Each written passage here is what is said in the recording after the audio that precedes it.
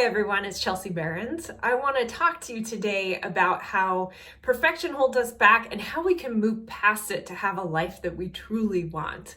And this comes up a lot as a career coach when I'm working with my clients, as well as in my own life. Perfection holds me back as well. So there's a few things I want to cover. So what it is, how to recognize it, and then why it happens, and then how you can move past it.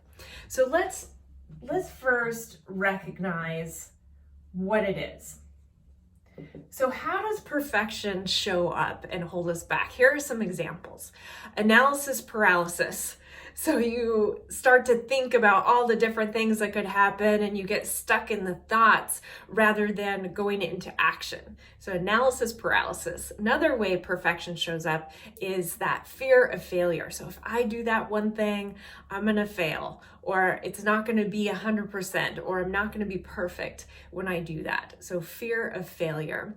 And then the other way it shows up is procrastination. So you're putting off doing the thing that you want to do because it's not going to be perfect. So you procrastinate on it, and maybe it even falls past the deadline and you don't end up doing it because of that fear of failure. So that's how it shows up. And then why? Why does perfectionism happen? So easy. It's the ego. So our culture and our beliefs in our culture are such that we need to be right, we need to be certain, and these are the people who are successful that move forward, when in fact, what really needs to happen is we need to understand that we are human. And as humans, we make mistakes, we fail, and I'm going to say fail in quotes, and this is how we grow, this is how we learn, this is how we receive feedback from the world and our surroundings on how we can improve and get better. So our failure can actually lead to growth. And that's what I want to talk to next. So how can we move past perfection? Well, first things first here is redefine failure as growth, as looking to be a better human. Our actions that are not perfect do not mean that we are not worthy or we're not good enough. It simply means that we are growing and learning as a person.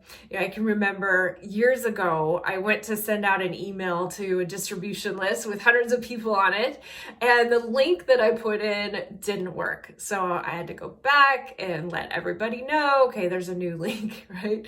And this happens all the time, doesn't it? So the sooner I was able to forgive myself and learn and grow from that mistake, the better. And then when I went forward in the future, that didn't happen. I was aware, okay, I need to double check the link. So knowing how we can learn and grow from our failures or mistakes is going to help move past that perfection. The other couple things is I want to give you a couple of mantras or concepts when you are stuck, right? So first one is progress over perfect. And the second one is done is better than perfect. So when you find yourself in a scenario where you are stuck, you're thinking, oh, this has to be perfect. Let's say you're writing some kind of content or an email and you need to send it out and you're going over and over in your head, analysis paralysis, and it's taking way more time than it needs to.